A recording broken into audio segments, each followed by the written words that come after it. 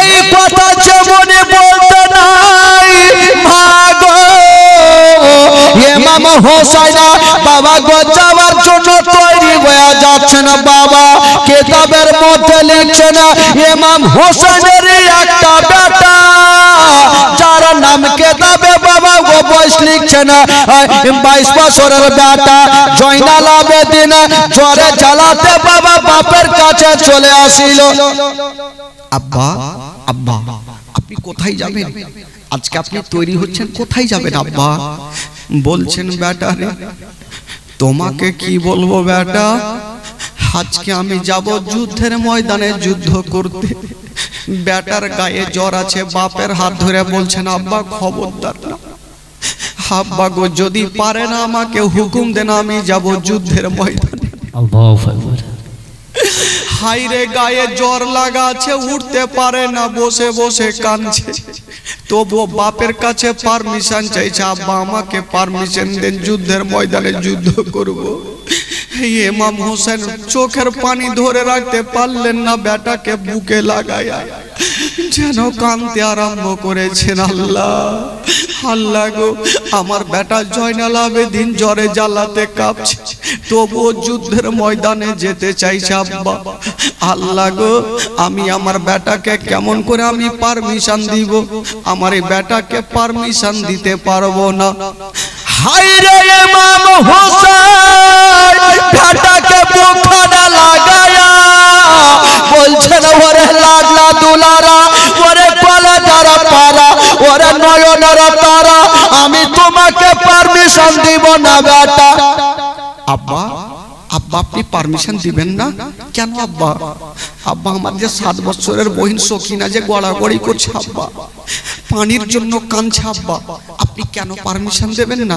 আমাকে দেন, আমি যাব আব্বা। আমার গায়ে জ্বর লাগাছে, কি আছে আব্বা, আমি যে একমাত্র নবী বংশের ছেলে। জোরে বলুন। একবার বলেছিলেন সাকিনা, ওরে বহিন সাকিনা আজকে আমি দুলহা সেজে যাচ্ছি রে বহিন, তবে বিয়ে বাড়ি যাই না যে তোমাকে কিছু টাকা দিতে পারবো, তোমাকে পয়সা দিতে পারবো, তবে বহিন রে একটা কথা শুনে নাও, যখন তুমি আমার কাছে আবদার করেছো আমি না দিয়া কখনো খালি হাতে যাব না। বহিন তুমি আমার কাছে কিছু নেবে, তোমার আঁচলটা একটু আমার সামনে ধরে নাও বহিন। সাকিনা ভাবছেন দাদার কাছে আঁচল পাতবো, কিছু টাকা পাবো। যেমনই আঁচল খাতা ওন্নাখানা সাকিনা সামনে ধরেছে, ইমাম আলী আকবর বাবা গো একটু কেঁদে দুটা চোখের পানি যেন কোঁচাতে দিয়ে দিলেন।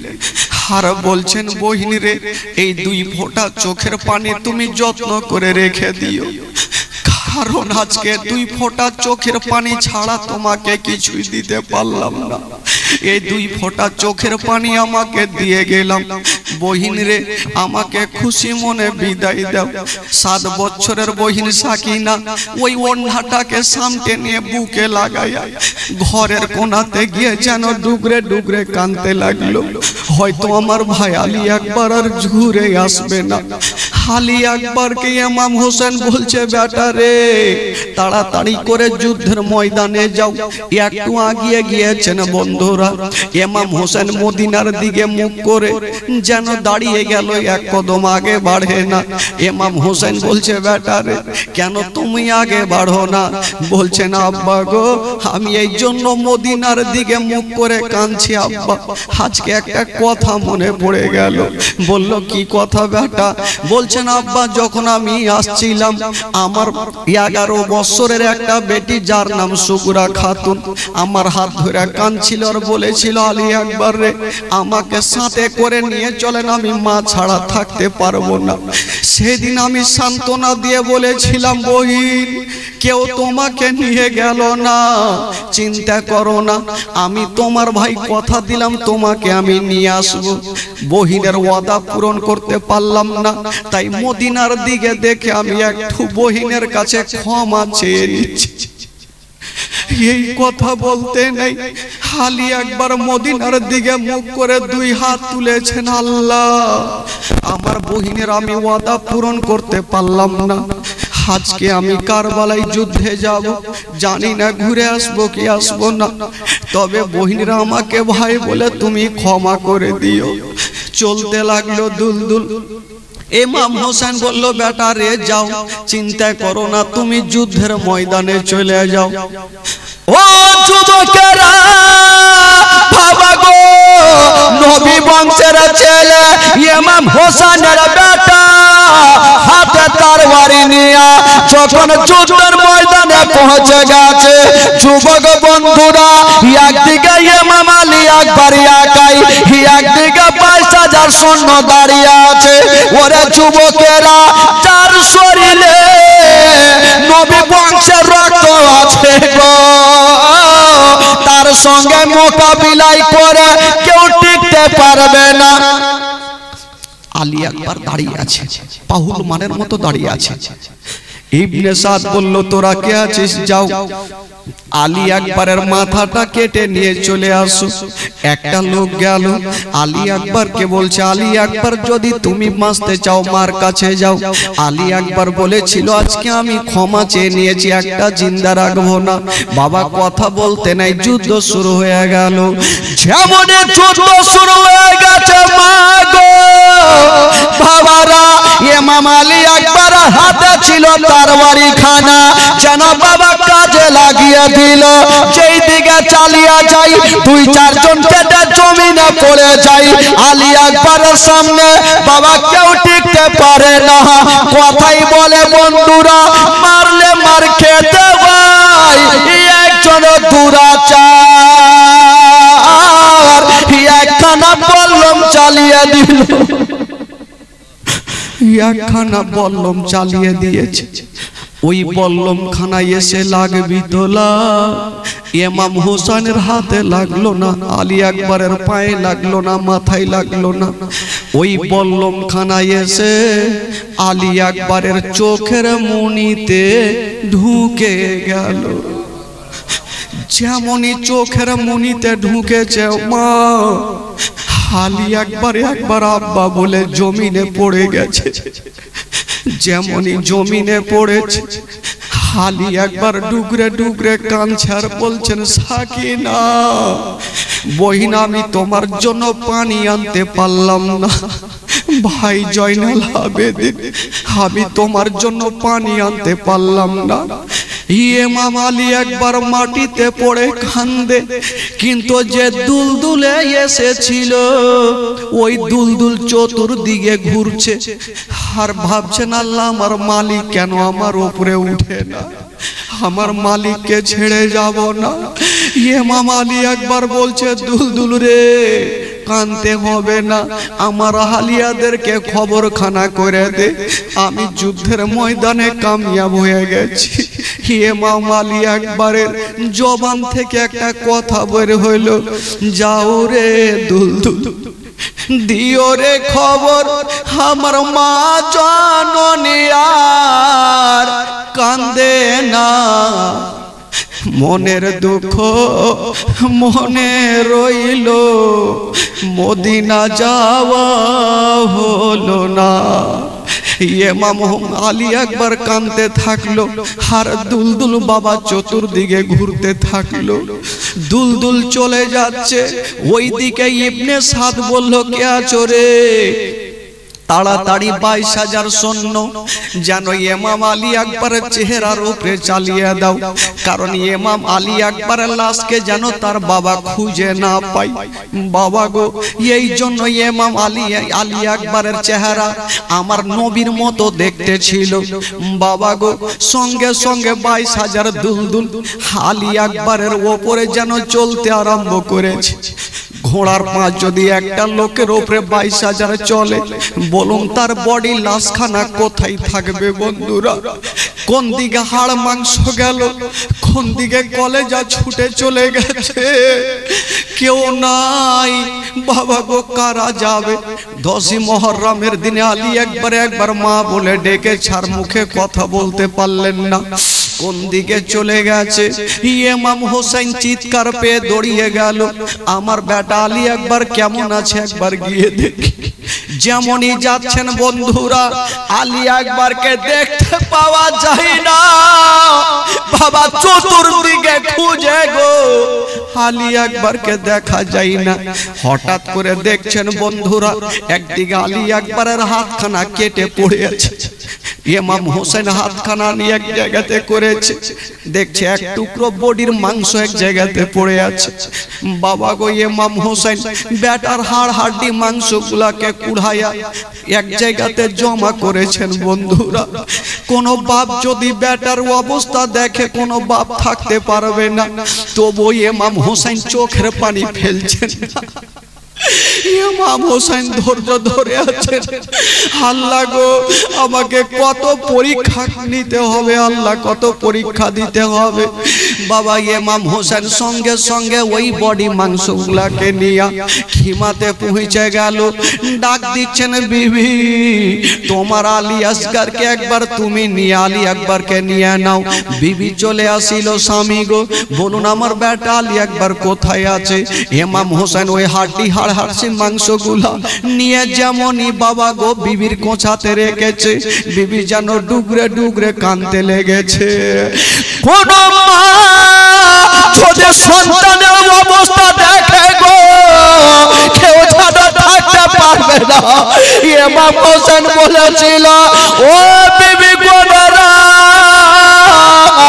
তোমরা চোখের পানি ফেলিও না, তোমরা সবুর করো, আল্লাহ যা করবে ভালো করবে, তোমরা সবুর করে না। ওরে যুবকেরা, 10 মুহররমের দিনে ইমাম হোসেন বলেছিল, বিবি গনেরা এক কাজ করো, আমার বেটাকে আমাকে দাও, আমি যাব কারবালাতে নিয়ে বেটাকে দাফন করব। বেটার হাড় হাড্ডি মাংসগুলা নিয়ে এক জায়গাতে করে নিয়ে চলে গেলেন বাবা কারবালায়। কবর তৈরি করা হইল, সেই কবরে রেখে দেওয়া হইল। আলী আকবর ইসলামের জন্য নিজের জীবনটাকে হারিয়ে দিলেন। বাবা সকলেই পড়ুন, ইন্না লিল্লাহি ওয়া ইন্না ইলাইহি রাজিউন। শুনুন বাবা, আর দুঃখের বয়ানটা শুনেন, কলেজা ফাটবে। ইমাম হোসেন দেখছেন আমার বেটা আলী আকবর হারিয়ে গেল, এবার আমাকে যেতে হবে যুদ্ধের ময়দানে। যাওয়ার জন্য রেডি হচ্ছেন বন্ধুরা। ইমাম হোসেন যাবে গো, যাওয়ার জন্য দুলদুলে চেপে গেছে। ও নবী পাকের পাগড়ি খানা মাথায় বাঁধিল, শেরে খোদার তরবারি হাতে নিল। চাচা হামদার ঢাল নিয়ে হলো রওয়ানা, চাচা হামদার ঢাল নিয়ে হলো রওয়ানা। আব্বা ছেড়েছে গো না, তো আব্বা রেখেছে গো না। ইমাম হুসাইন যখন বাবা 10ই মুহররমের দিন যুদ্ধের ময়দানে যাওয়ার জন্য রেডি হচ্ছে, তো উনার একটা বেটা যার নাম কেতাবে লিখছেন জয়নাল আবেদিন, 22 বছরের বেটা জ্বরে জ্বালাতে কাঁপতে কাঁপতে বাপের কাছে হাজির। আব্বা আব্বা আব্বা আপনি কোথায় যাবেন? আব্বা আব্বা এই 10ই মুহররমের দিন আপনি কোথায় যাবেন? এই খালা, চুপচাপ থাকেন, কেউ কথা বলিয়ে না, খালা একটু শুনেন। কালকে আপনারা চিৎকার করবেন, কেউ থামবে না, আজকে অন্তত পক্ষে একটু শুনে যান। ইমাম হোসেন যখন যুদ্ধের ময়দানে যাওয়ার জন্য রেডি হচ্ছেন, বাবা সবাই চলে গেছেন। আউনু মোহাম্মদ চলে গেছে, আলী আসগর চলে গেছেন, আলী আকবর চলে গেছেন। কি বলে জয়নাল আবেদিন জ্বরে জ্বালাতে বিছানাতে শুয়ে আছেন। আর বাপের দিকে দেখছেন আমার আব্বা আজকে কেন তৈরি হচ্ছেন, কোথায় যাবেন আব্বা? আলী আকবর চলে যাওয়ার পরে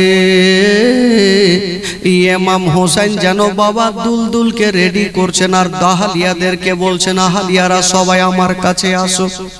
সবাই চলে আসলো। 7 বছরের বেটি সাকিনা আসলো, 22 বছরের বেটা জয়নাল আবেদিন চলে আসলো, শহরবানু চলে আসলো, জাইনাব চলে আসলো, উম্মে কুলসুম চলে আসলো। সবাই এসে ইমাম হোসেনকে ঘেরাও করে নিয়েছেন। হুজুর বলুন আপনি কি বলবেন? ইমাম হোসেন তখন বলেছিল, আমার আহালিয়ারা, আজকে তোমাদের কাছে আমি খুশি মনে বিদায় চাইছি, আমাকে তোমরা খুশি মনে বিদায় দাও, আমি যাব যুদ্ধের ময়দানে। এই কথা বলতে নাই সাকিনা দাঁড়িয়ে গেলেন, আব্বা গো, আব্বা গো, আপনি যা বলেছেন আর বলবেন না। বলছেন বেটি কেন? বলছেন আব্বা গো, আমাদের যা যে গেল ওই যুদ্ধের ময়দান থেকে ঘুরে এলো না, আপনি চলে যাবেন আব্বা, যদি ঘুরে না আসেন আমাদের সারাটা জীবন অন্ধকার হয়ে যাবে। ইমাম হোসেন বলেছিল, মা ওরে বেটি সাকিনা, তোমরা কি জানো না ওই যুদ্ধের ময়দানে আমি যতক্ষণ পর্যন্ত যাব না ওই কারবালার যুদ্ধ থামবে না। মা, আমি যতক্ষণ যাব না রে মা, ওই কারবালার যুদ্ধ থামবে না মা, আমাকে যেতে হবে মা, তোমরা খুশি মনে বিদায় দাও। বেটি যখন বাপকে বিদায় দিবেন বাবা গো, তখন তার অবস্থা কি হবে? সাকিনা বলছেন, আব্বা যাবেন না। ইমাম হোসেন বেটিকে জড়িয়ে ধরে বলছেন, মা আমাকে খুশি মনে বিদায় দাও, আমি যাব যুদ্ধের ময়দানে। সাকিনা কাঁদতে কাঁদতে চলে গেছেন ঘরের মধ্যে। বাবা গো যাই না, বলছেন ভাইয়া গো আপনি যাবেন না। বলছেন না রে বহিন, আমাকে তোমরা বিদায় দাও। জাইনব চলে গেলেন। বাবা উম্মে কুলসুম বলছেন, ভাইয়া আপনি যাবেন না। বলছেন না রে বহিন, আমাকে যেতে হবে। সবাই বাধা দিচ্ছে গো। ইমাম হোসেন বলছে, তোমরা কি জানো না ওই যে ইয়াজিদের সৈন্যরা ডাক দিতেছে, আমাকে যেতে হবে। আমি হলাম নবীর নাতি, আমি কখনো ভয় করব না, আমি যাব যুদ্ধের ময়দানে, গিয়ে যুদ্ধ করে আমি ওই কি বলে ফোরাত নদী জয় করাইয়া দেখাবো। বাবা গো সবাই কাঁদতে লাগলো, যারা যারা খিমাতে ছিল সবাই কান্দে। ইমাম হোসেন সবাইকে সান্ত্বনা দিয়ে বলছেন, তোমরা কান্দিও না, আমাকে খুশি মনে তোমরা বিদায় দাও। এই কথা যেমনে বলতে নাই ভাগো ইমাম হোসেন বাবা গো যাওয়ার জন্য তৈরি হয়ে যাচ্ছেন। বাবা কিতাবের মধ্যে লিখছেন, ইমাম হোসেনের একটা বেটা যার নাম কিতাবে বাবা গো বয়স লিখছেন 22 বছরের বেটা জয়নাল আবেদিন জ্বরে জ্বালাতে বাবা বাপের কাছে চলে আসিল। আব্বা আব্বা আপনি কোথায় যাবেন? আজকে আপনি তৈরি হচ্ছেন, কোথায় যাবেন আব্বা? বলছেন, বেটা রে তোমাকে কি বলবো বেটা, আজকে আমি যাব যুদ্ধের ময়দানে যুদ্ধ করতে। বেটার গায়ে জ্বর আছে, বাপের হাত ধরে বলছেন, আব্বা খবরদার না, আব্বা গো যদি পারে না আমাকে হুকুম দেন, আমি যাব যুদ্ধের ময়দানে। হাইরে গায়ে জ্বর লাগা আছে, উঠতে পারে না, বসে বসে কাঁদছে। তবুও বাপের কাছে পারমিশন চাইছে, আব্বা আমাকে পারমিশন দেন, যুদ্ধের ময়দানে যুদ্ধ করব। ইমাম হোসেন চোখের পানি ধরে রাখতে পারলেন না, বেটাকে বুকে লাগায়া যেন কাঁদতে আরম্ভ করেছেন। আল্লাহ আল্লাহ গো, আমার বেটা জয়নাল আবেদিন জ্বরে জ্বালাতে কাঁপছে, তবুও যুদ্ধের ময়দানে যেতে চাইছে। আব্বা আল্লাহ গো, আমি আমার বেটাকে কেমন করে আমি পারমিশন দিব? আমার এই বেটাকে পারমিশন দিতে পারবো না। হায়রে ইমাম হোসেন বেটাকে বুকখানা লাগায়া বলছেন, ওরে লাগলা দুলারা, ওরে কলেজারা পারা, ওরে নয়নারা তারা, আমি তোমাকে পারমিশন দিব না বেটা। আব্বা আব্বা আপনি পারমিশন দিবেন না কেন আব্বা? আব্বা আমার যে 7 বছরের বহিন সখিনা যে গড়াগড়ি করছে আব্বা, পানির জন্য কাঁদছে আব্বা, আপনি কেন পারমিশন দেবেন না? আমাকে দেন, আমি যাব আব্বা, আমার গায়ে জ্বর লাগাছে, কি আছে আব্বা, আমি যে একমাত্র নবী বংশের ছেলে, জোরে বলুন, আমি যে নবী বংশের ছেলে আব্বা, আমাকে পারমিশন দেন আব্বা, আমাকে দেন না। বেটা তোমাকে দেব না। আলী একবার কাঁদছে আর সাকিনা কাঁদতে কাঁদতে এসে বাপের হাত ধরেছেন। আব্বা গো আব্বা শেষবারের মতো বলে দিয়ে আব্বা আপনি যাবেন না, কারণ বাপ যদি চলে যায় বেটিদের দুনিয়া থেকে অন্ধকার হয়ে যায়। বাবা গো মা একটা কথা বলে দি, যদি কোনো সন্তানের বাবা না থাকে বলুন বাবা গো, যখন কোনো সন্তানের বাবা থাকবে দিল্লি বোম্বাই থেকে আসার টাইম হবে, তখন ওই বেটা বেটি জানতে পারবে আমার আব্বা দিল্লি থেকে আসছে, আমার আব্বা কেরালা থেকে আসছে, আমার আব্বা বোম্বাই থেকে আসছে। বেটি রাস্তার ধারে দাঁড়িয়ে দাঁড়িয়ে অপেক্ষা করবে, বাপ যখন কাছাকাছি হবে বাপের মনের আশা এখন বাড়ি যাব, বেটিকে বুকখানে ধরবো, বেটির জন্য খাবার নিয়ে যাব, বাপের আশা বাপ করবে, বেটির আশা বেটি তাকিয়ে তাকিয়ে দেখবে। বাপ যখন কাছাকাছি হবে ওই বেটি বাপের চেহারা দেখবে না, সর্বপ্রথম বাপের হাত দেখবে, আমার আব্বা আমার জন্য খাবার কি নিয়ে এসেছেন।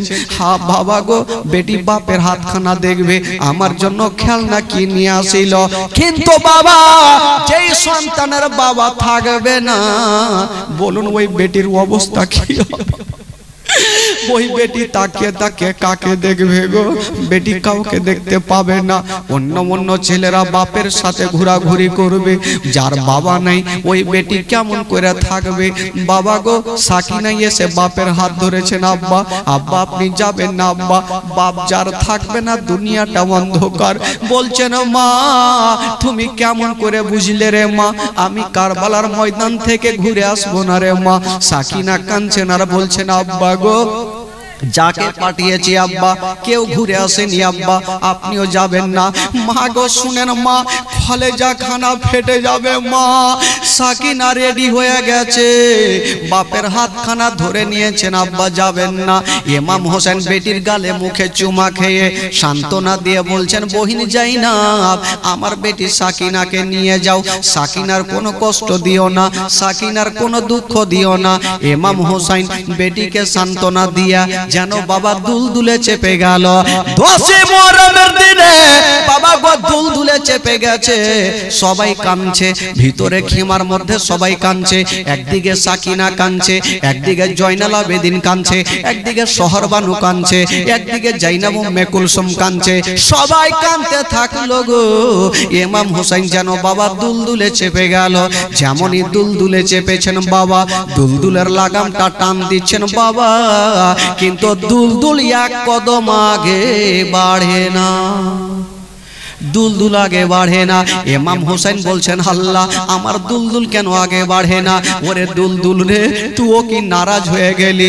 আমাকে যুদ্ধের ময়দানে নিয়ে চল। দুলদুল কেন আগে বাড়ে না?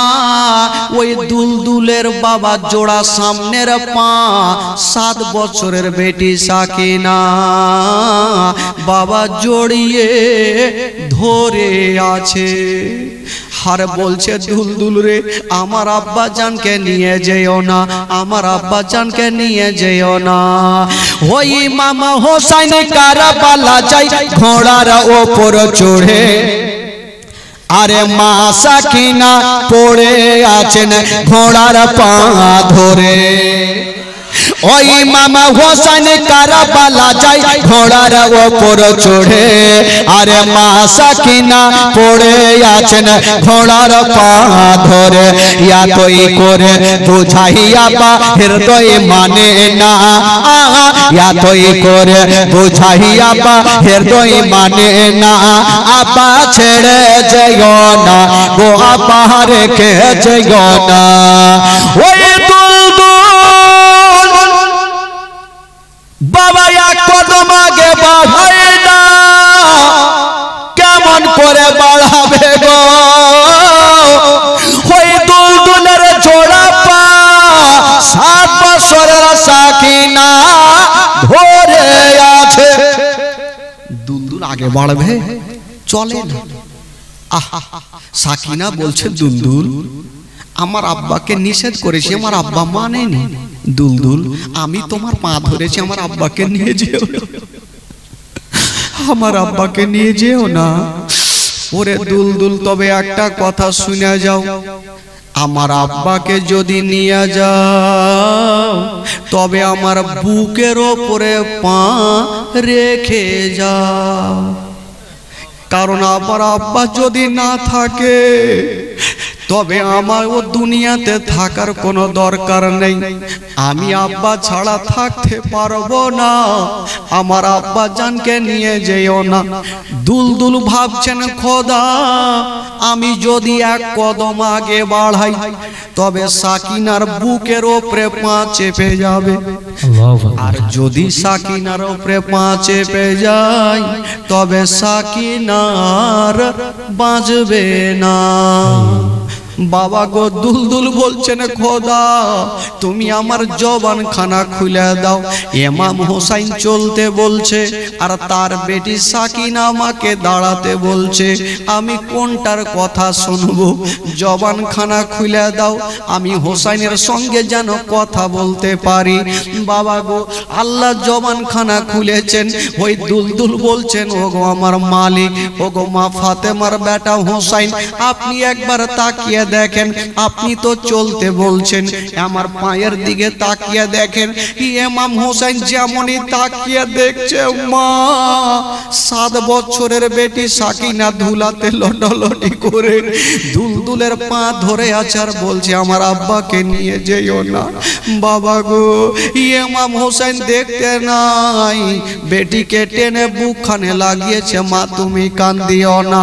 কবি লিখেছেন বাবা হোসেনে বলে শোনো বেটি শোনো সাকিনা রে, কারবালাতে যাব বেটি বাধা দেশ না রে। হোসেনে বলে শোনো বেটি শোনো সাকিনা রে, কারবালাতে যাব বেটি বাধা দেশ না রে। আমি না গেলে বেটি যুদ্ধ থামবে না, আমি না গেলে বেটি যুদ্ধ থামবে না। বেটি বাধা দিও না গো বেটি বাধা দিও না। ওই সাকিনা বলেছেন আব্বা আব্বা গো আমি বাধা দিচ্ছি না আব্বা, তবে জানি না আমার মনটা কেমন কেমন করে। যারা বাবা নাই আব্বা তার দুনিয়াতে কিছুই নাই। আব্বা আপনি তো চলে যাচ্ছেন আব্বা, জানি না আপনি ঘুরবেন কি ঘুরবেন না, তার জন্য আমার মনটা কান্দে। ইমাম হোসেন ডাক দিচ্ছেন বহিন জাইনাব চলে আসো, আমার বেটি সাকিনাকে নিয়ে যাও। এ সাকিনাকে দুঃখ দিও না। কিন্তু বেরাদার সব চাইতে বেশি ওই 7 বছরের সাকিনার কষ্ট হয়েছিল ইমাম হোসেন ইন্তিকালের পরে, শহীদের পরে। ওই 7 বছরের সাকিনার উপরে চাবুক পর্যন্ত চলেছিল। মা গো 7 বছরের বেটির উপরে চাবুক চলেছিল। মা গো জীবনী শুনে কলেজা থামবে না। সাকিনা বাবা গো থাকতে পারলেন না, জাইনাব সাকিনাকে টেনে নিয়ে গেল খিমাতে। ইমাম হোসেন বলে দিল তোমরা কান্দিও না, আমাকে খুশি মনে বিদায় দাও। বাবা যারা মহরম খেলে গো তারাকে বলবো যেই দিন 10ই মহরমের দিনে তারা লাঠি লাদনা কিছু খেলে নাই বাবা গো, তারা দুঃখ প্রকাশ করেছেন। আর যদি খুশি করেছেন তবে ইয়াজিদ পাপীরা খুশি করেছেন বাবা গো। ইমাম হোসেন সেই দিন কষ্ট করেছেন বন্ধুরা। ওই ইমাম হোসেন যেমনই বন্ধুরা ওই দুলদুলা লাগামটা টেনে দিয়েছেন বাবা, যেমনই টেনে দিয়েছেন মা গো ওই দুলদুল যেন চলতে লাগলো। যেমনই চলতে লেগেছে না বাবা গো ওই কারবালা প্রান্তরে পৌঁছে দিল, যুদ্ধের ময়দানে পৌঁছে গেল। যেমন যেতে নাই বাবা একদিকে ইমাম হোসেন একাই, একদিকে 22,000 সৈন্যরা দাঁড়িয়ে আছে, সবাই রেডি হয়ে গেছে। পল্লম ফারসা নিয়া, তরবারি নিয়া, বাবা ঢাল নিয়া, তীর ধনুক নিয়া সবাই রেডি হয়ে গেছে। ইমাম হোসেনকে ছেড়ে দেব না। ইবনে সাদ বলল ওরে তোরা কে আছিস? ইমাম হোসেন চলে এসেছে, তোমরা যুদ্ধের জন্য তৈরি হয়ে যাও। ইমাম হোসেন বলল দাঁড়িয়ে যাও দাঁড়িয়ে যাও। ভাইরে আজকে তোমাদের সঙ্গে যুদ্ধ করব, তবে যুদ্ধ করার আগে আমি কয়েকটা তোমাদের কথা বলতে চাই। লোকজন ভাবলো জানি না মা ফাতেমার বেটা হোসেন কি বলবে বলা যায় না, তবে সবাই দাঁড়িয়ে গেছে। এই মতো লোকজন সবাই দাঁড়িয়ে গেছে। ইমাম হোসেন একটা উঁচা জায়গাতে দাঁড়ায়া বলছে, ওরে আজিদের সৈন্যরা, তোমরা কি জানো না আমি হলাম নবীর নাতি রে, আর নবীর নাতির সঙ্গে কেমন করে তোমরা যুদ্ধ করবে রে? তোমরা কি জানো না যেই নবীর কলমা পড়ে তোমরা মুসলমান হয়েছ, ওই নবীর নাতির গলাতে কেমন করে তোমরা ছোরা চালাবে রে? তোমরা কি জানো না আমার নানা যখন নামাজ পড়তেছিল আমি আমার নানার পিঠে চেপেছিলাম, আমার নানা আমি পড়ে যাই না নাই যাই বলে আমার নানা সাজদাকে লম্বা করে দিয়েছিল। তোরা ওই নবীর নাতির ওপরে কেমন করে তোরা যুদ্ধ করবি রে? তোমরা কি জানো না আমার নানা যখন ইসরাফিল ফারিস্তা বাঁশিতে ফু দেবে দুনিয়া ধ্বংস হয়ে যাবে, মন্দির মসজিদ সব ধ্বংস হবে, আমার নানার রওজা ধ্বংস হবে না। তোমরা কি জানো না ওই নবীর আমি নাতি রে, কেমন করে তোমরা যুদ্ধ করবে? এই কথা যেমনই বলতে নাই ইয়াজিদের সৈন্যরা যারা ছিল প্রত্যেকের চোখ দিয়ে পানি ঝরতে লাগলো। ঠিকই তো কথা, আমরা যেই নবীর কলমা পড়েছি আমরা নবীর নাতির সঙ্গে কেমন করে যুদ্ধ করব রে? সবাই দাঁড়িয়ে গেছে, চোখ দিয়ে ঝরঝর করে পানি। দূর থেকে বাবা ইবনে সাদ আর সীমার পাপি দূর থেকে দেখছে আর ভাবছে জানি না এই করে হোসেন যদি বক্তব্য দেয় তবে সবাই ইয়াজিদের হাতে মুরিদ ভেঙে দিয়া হোসেনের হাতে হাত দিয়ে মুরিদ হবে। যেমন করে হোক না কেন এই বক্তব্য বন্ধ করতে হবে বলে